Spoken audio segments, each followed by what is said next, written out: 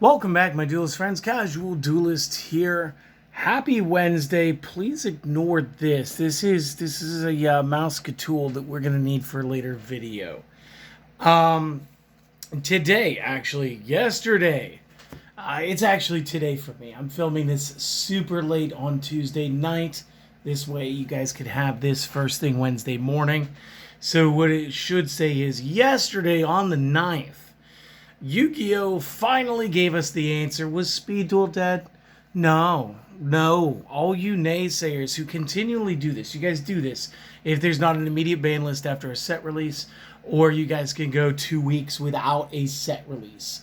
You guys immediately go like, there's nothing in the pipeline. It's over. It's not, guys. Actually, I printed it out. So this is from the Konami blog spot for Yu-Gi-Oh! As you can see, this is on July 9th, so again, this was yesterday. This event list will go in play next weekend, actually. Not this weekend, next weekend, July 19th, 21st. It will be all Speed Duel public events on or after the 19th, all Speed Duel main events on or after the 19th, and all public events being held at the World Championship qualifier. So yeah. That is the gimmick here, guys. Like, again, I wish I had brought my other, like my regular phone, not my filming phone. This would be a little easier. And what's going to happen is we've got some crazy cool things that have happened on the list. So I'm going to do the living list. I'm going to keep the paperwork off to the side. Yeah, you guys are going to kind of see a little bit over here. It's a tool. It's okay. So let's go. Let's just get it right. So these Speed Duel limited lists work much like the Duel Links Forbidden Limit. What it is whatever the limit is, the limit level, you can have X cards based on what the level of the limit is. So if it's limited to 1, there's like 8 cards, 9 cards, 10 cards, whatever. You don't get each one of them at 1. You get one of them at 1. And then again, you can mix and match for the 2 and the 3. So first off, the totally outright banned just stays with My Precious Queen. Nothing gets added. This stayed on, so nothing got taken away. Not too bad. Again, wouldn't want to be facing this right now. The way this one would work is at the start of the duel, flip this over. You can almost summon a level 7 insect for 1 less tribute. Once per turn. During the end phase, you can special summon 1 insect monster token. It cannot be tributed except the tribute summon of an insect monster or for the monster effects of insect monsters. You can tribute 1 insect monster from your hand instead when attacking with the insect queen monster or monsters that you control, obviously, because you can play more than one of them. So again, I'm not too upset that I don't have to play against big bugs. That's one thing. The one of. And again, this is pretty good. Like, I don't want to play up against Twisted Personality plus the rest of this list. The way Twisted Personality works, or at least this version of it, I'm not sure. There's probably a errata for this. Each time a player loses LP, place a counter on this, maximum of 3 once per turn during the main phase. Use one of the following skills. You can remove 2 counters, you can remove 3 counters. If you remove 2, then discard 1 random card from the opponent's hand. If 3, then destroy a face-up card the opponent controls. Again, I don't think you target skills, otherwise this would be even more OP than it already is. So obviously it's got to be a card that's an actual card. So that's not too bad. We'll just leave that there. The Golden Ladybug. During the standby phase, you reveal this in your hand. It will remain revealed until the end of the turn, but you get to gain 500 life points for doing so. And again, obviously, if you had too many of these in your deck, in a format with a lot less life, this could end up doing things with power creep. Again, we only start with the 4K. Life costs kind of need to be remain intact, just so that it feels fair in this limited format. A new addition to the list, the Submarine Roid. Oh yes, we've had this card for a little while, but it got better because people are starting to use it correctly. This card can attack the opponent's life points directly, but when it does so, by effect, battle damage inflicted to the opponent is the original attack of this card. They made sure that you guys were not doing crazy things. At the end of the damage step, if this card battled, you could change this monster to defense mode. So obviously you get to punch for 800. 800 is a quick 1/5 of the opponent's hit points. So if you get punched with your opponent with 5 submarine roids, you win. And you almost don't need to care about what their monsters are when you have traps like Wabaku, Zero Gravity, and Windstorm of Itaqua. Playing something like this could be detrimental. The next one is a huge I told you so, guys. Everybody was making fun of me. Not really making fun of me. They were poking fun. I would like to think so anyway. When I said that MST and Sakuretsu Armor were like the 2 most powerful releases, and I didn't know why they were released in Midterm Destruction. And, well, guys, here it is. MST to 1. But, again, I saw this coming. I knew this was coming. I thought it was going to be on the 3s list, but this makes more sense because, again, there is no drawback. You get to destroy a spell trap on the field. Doesn't have to be face up. Doesn't have to be face down. And you get the quick play, and there's no drawback. So, obviously, something that is triple fudge dipped with goodness is going to have to see some restriction. And, yeah, I mean, I'm going to be honest, guys. I told you this, and anybody who said, oh, no, you're just a bad player because you couldn't play around it. No, they're trying to make a balanced format, you goober. That's all that is. They're trying to make it easy for everybody to play like a well-rounded game. Because obviously there for a while, all I was doing to update some decks was adding 3 MSTs. Because why would you play Cosmic Cyclone and Night Beam if you could just play 3 of this B-Boy? Anyway, that's enough of that. We'll move on. Offerings to the Doomed is still here. Destroy a face-up monster card on the field and skip your next draw phase. Floodgate Trapple still here for the obvious advantage of those monsters not being able to change their battle positions after you put them all face down. Nightmare Wheel for the burn. Zoma for its potential game-ending effects. And this little guy, the Fossil Warrior Skull Knight. So, it is a rock plus a level 5 or 6. Must be first fusion summoned with Fossil Fusion. In this case, we use a skill card.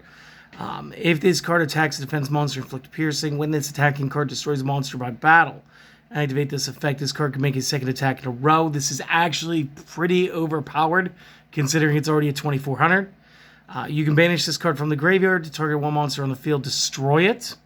You can only use this effect once per turn. So again, this is super utility. Playing 5s and 6s, not super hard to do. Yeah. So new additions to this are obviously the Fossil Warrior Skull Knight, Submarine Roid, and the MST.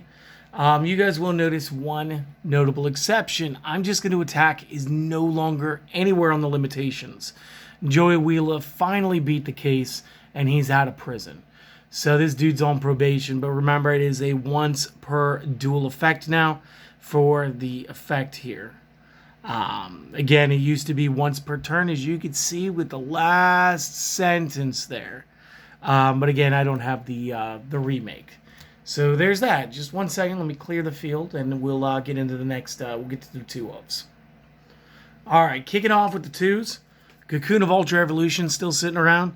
Activate the following skill during the main phase. You contribute an insect from either side of the field equipped with an equip card, and if you do, special summon 1 insect monster from your deck ignoring the conditions. Also flip this back over.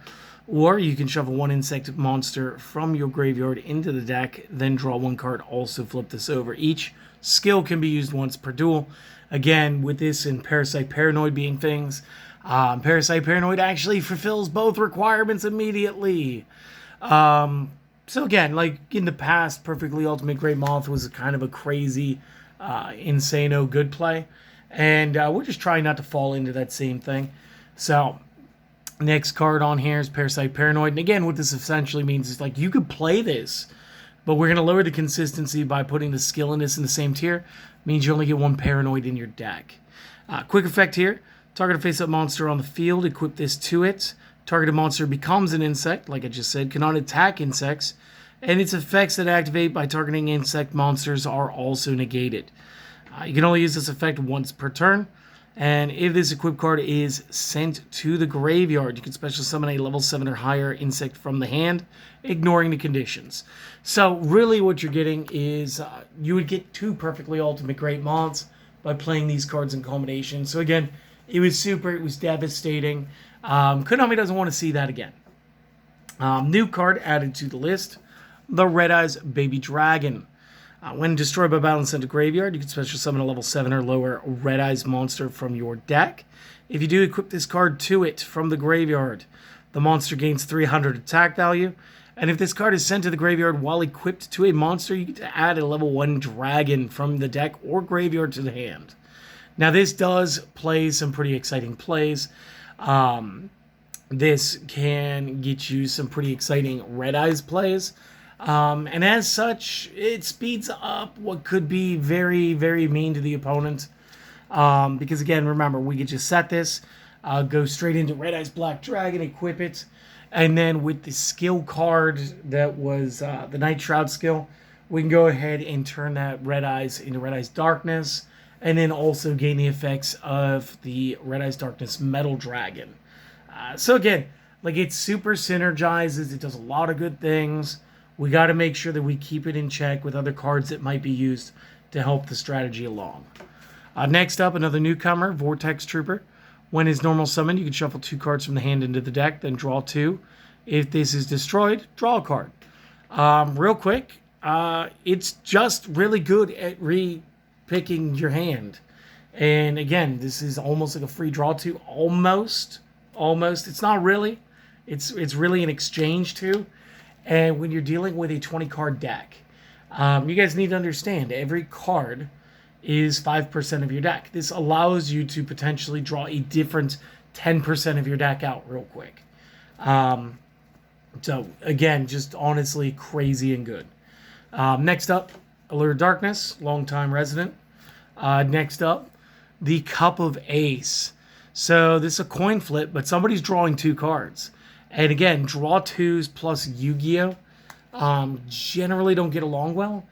And in a smaller deck format, it's much easier to mill out the opponent. So Cup of Ace could be devastating. Either I get to more of my cards that help me mill you out, or I'm forcing you to draw an additional 2 cards, which I just said is 10% of your deck. So Cup of Ace, kind of not exactly straightforward, but still great card. Same thing, Foolish Burial still on here, Machine Angel Ritual still on here, Reinforcement of the Army still here, Supply Squad. I'm pretty sure this is it is one of the new ones. Check my notes. Continuous spell, once per turn, if a monsters you control is destroyed by battle or by card effect, draw a card. Now, if you're able to destroy your monsters yourself by card effect, you're able to get an additional card. Now, if you pair this off with the Vortex Trooper, you would, number 1, get to recycle 2 cards. Okay, Vortex Trooper, send these 2 back into the deck. Shuffle, draw 2. Destroy the Vortex Trooper. Supply Squad and Vortex Trooper both ping in. And that's an extra draw 2. So technically, there's your draw 2. Off of that with a hand correction 2. So again, a lot of synergy here. Last but not least, the Time Stream. So the way this works, target a fossil fusion monster that you control. Tribute it. If you do, special summon 1 fossil fusion monster from the extra deck whose original level is 2 higher than the monster you tributed. This is going to be treated as a fusion summon using fossil fusion. During your main phase, except the turn this is sent to the graveyard, you can banish this card and one of those fusion monsters that require fossil fusion. Then target a fossil fusion monster card that's in the graveyard and special summon it back. So again, we get a lot of effects here real cheap. One of them is a recursion. Another one is being able to step up 2 star levels to the next form. Either way you slice Time Stream, and I love that instant buff of focus. I don't know what just happened there. But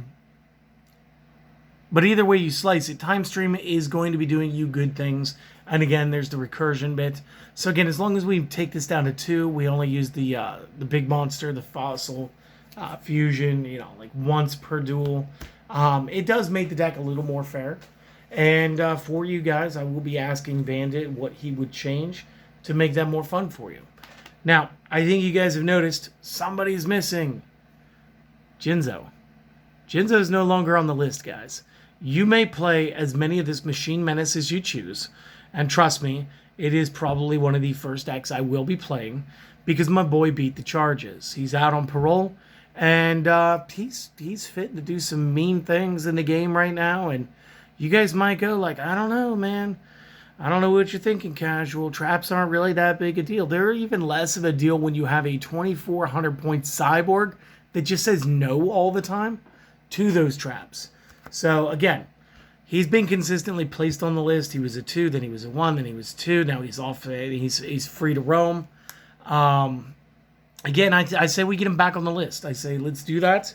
Let's play a lot of cool strategies, and let's see what we can't mess up with our opponents. You guys, real quick, I'm going to go ahead and clear the field again, and then we'll get to those delicious 3-ups. All right. So I think it's fair we start off with one I don't see coming anywhere off of this list anytime soon. We had the Machine Angel Ritual in the 2s. So Ben 10. If you ritual summon this with the Machine Angel Ritual, if this card, or sorry, you can, if this card destroys a monster by battle and sends it to the graveyard, inflict damage to the opponent equal to the monster's original defense in the graveyard. But if this is tributed, you can add 1 light fairy monster from your deck to the hand. And because the way wording is, my friends, tributing it also means when you're using it for the ritual summon itself, because you offer tributes. And again, that should go ahead and trigger Ben 10's effect, which is why you constantly see her on these lists. But again, doesn't really over centralize too much, but it will take away from your tech the more you use her. Next up, some pretty self-explanatory junk in the form of the DD Warrior Lady. Obviously, great warrior here. After damage calculation, when this card battles an opponent's monster, you may banish both cards. Super good. The new card to the list, generic Gearfried the Iron Knight. Like, okay, just in case you didn't believe me, well, I'll show you afterward. I don't want to ruin the rest of the reveals.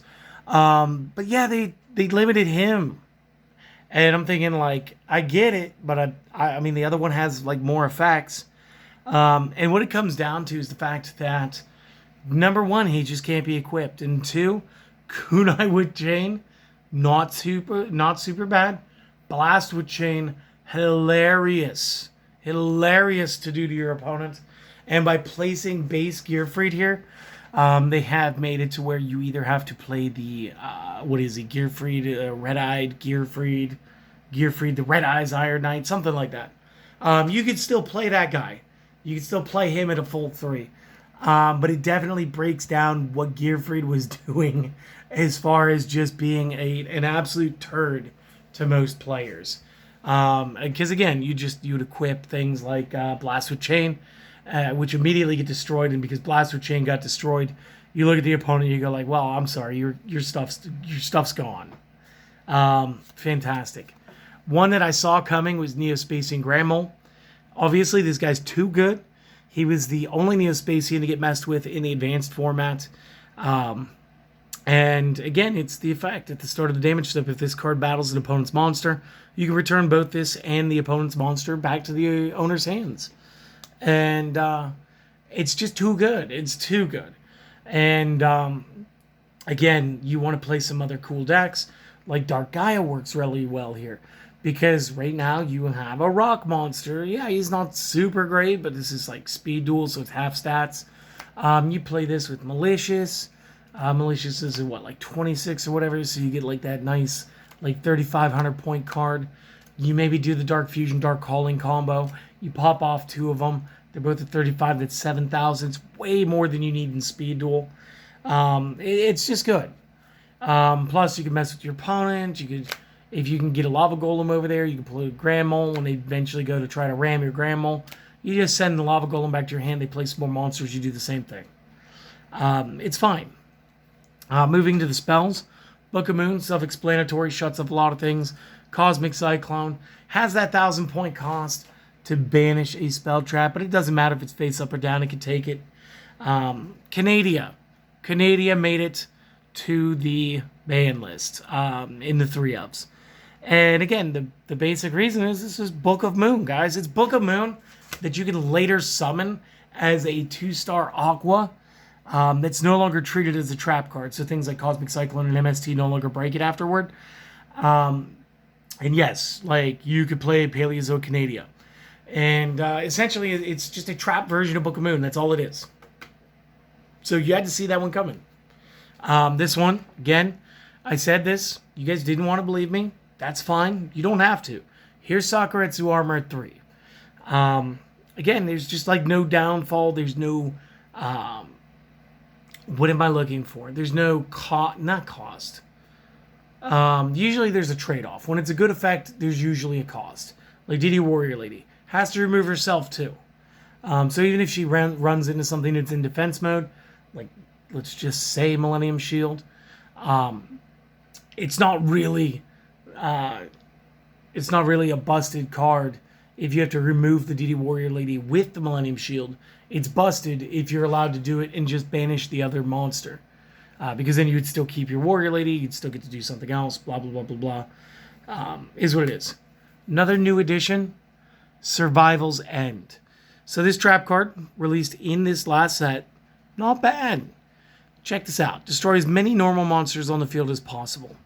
And if you do, special summon level 4 or lower dinosaur monsters from the deck up to the number destroyed, but destroy them during the end phase. Banish this from the graveyard, then target one dinosaur monster you control and one card your opponent controls. Destroy them. Okay. Do you guys understand what I'm seeing here? Let me rework this. This could actually be on the 2s or even the 1-of, because this could be a game-winning condition. Destroy as many normal monsters on the field as possible. And if due, special summon level 4 lower dinos from deck. Stop. Doesn't say mine. Doesn't say my opponent's. If my opponent doesn't have any monsters because my dinosaurs just wiped them out, and my dinosaurs were normal, I get to swap my attackers for new ones. Okay?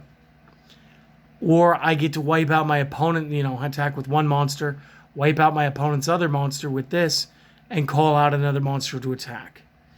Or, later on, I can banish this from my graveyard and then target a dinosaur I control and one card my opponent controls and get like that double destruction. I don't think you guys understand just how board ending this could be if you take dinosaurs seriously enough. It's just good. And then, of course, Wall of Disruption still on here, and Widespread Ruin rounds it out. But you guys will notice, Breaker and Cyber Dragon have been released. Again, my boys beat the case, and they're out on parole, which means it's time to jump you. Which means you guys can all play 3 Cyber Dragons in your deck plus your strategy. Which also means those of you who are playing Cyber Dragon strategies get like the most bonus since Cyber Dragon was added to the game. Plus, we're back to like pre-ban breakers. And that, for the most part, is almost more important than playing something like Night Beam or Cosmic Cyclone. And it's a walking MST. So I say we make them regret this decision too. Now, I'm not going to move anything off the list or off the table real quick. I'm just going to go ahead and show you. These are the official pages. And just walked over to the printer. Just printed them out. So it is all like super official. Yes, I could have showed you with a computer. Blah, blah, blah, blah, blah. But it's just good. Plus, it gives you like that little bit of, for examples, like if you use Twisted Personality, you can't use any other limited 1 card. Same thing with limited 2. You can have 2 copies of the Paranoid, but you don't get the Cocoon of Evolution. And I love that they actually like pick some of like the better strategies here and tell you like these are things you would not get to use, and this is the reason why. And it makes it very easy to understand. The rest is just like their event stuff. It's a bunch of hyperlinks, including the article tags. If you guys want it, I'll put it up here. I don't care. I'm not going to be stingy. So yeah. Now, that is it. That is our new ban list. I have stuff filmed out through next Thursday. If we're being honest, It's already filmed, it's already uploaded, it's already tagged, it's already edited, everything's already up. I believe the only speed duel deck I was going to do is the one that you guys got yesterday, with my Gentlemander build. And to be 100% with you guys, that was a lot of fun. I hope that you guys did enjoy it. But I do get some requests. This deck list, ban list, does not go into effect for, like I said, a week and a half. Most of that week and a half is already filled with other content for you, of which this is the hint. This is the hint. But yeah, if you guys are interested in that other content, cool. It's something that's not going to take over the channel entirely, but it is going to be an ongoing project for me and Celestial. And we're going to get back to making speed duel decks. So obviously I've already got a couple requests in the hopper. What's going to happen is I'm going to start with those. We've got one for a Brain Crusher build, and there was something else, I think. I will check my notes, and I'm just going to get those built. I'm going to get them built real quick. I'm going to use the newest ban list, and we're just going to go straight into doing stuff that would be legal as of that time period, because I'm sure I'm going to have at least one or two decks jump in before then. We do have the Infinite Forbidden coming out before that same time period. I've already talked to my local OTS owner. I've already got 2 boxes on reserve, so as soon as I get those, I'll get Celestial into the dungeon, and we'll get that filmed up for you guys. We'll get some box openings. I really want some new Exodia stuff, because he's always been one of my favorite concepts for this game. And big shout out to Phil Barnhart for getting me a message here midday yesterday to give me a link and everything to the new ban list as soon as it had dropped. Big thanks to you, my friend. So that's it, guys. Go do the things. Enjoy the rest of your week. Enjoy the rest of the content that we have lined up for you guys. Again, this is your hint. And now he's gone. And yeah, do the things. Don't do the things. That's up to you. Do me one favor, though. Go out. Enjoy the rest of the week. Go do something for yourself that involves some self-care, because you guys are worth it. And I need you all to know that. And one more time to the people who are always hating on Speed Duel and talking about how overplayed it is. Yeah, you suck and your opinions were wrong. Speed Duel did not die, and it probably won't until sometime around Xyz. If it does, like, I assume Konami will give us like an official thing. If it hasn't posted yet, there will probably be a new product release between September and November, because if I've noticed anything, it's patterns, and that's just the way Konami's been doing it, is 2 releases a year. So till next time, guys, enjoy it or don't, your decision. See you later.